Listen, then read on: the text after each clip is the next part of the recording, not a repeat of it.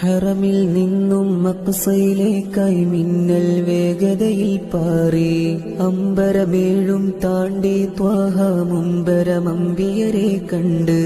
ഹറമിൽ നിന്നും മഖ്സയിലേക്കായി മിന്നൽ വേഗതയിൽ പാറി അമ്പരമേഴും താണ്ടി ത്വാഹ മുമ്പരമമ്പിയരെ കണ്ട്. അഹദോന്റെ അമറാലി ത്വാഹ തിങ്കളുമന്ന് റജബിന്റെ രാവിൽ യാത്രയാവുന്നേ.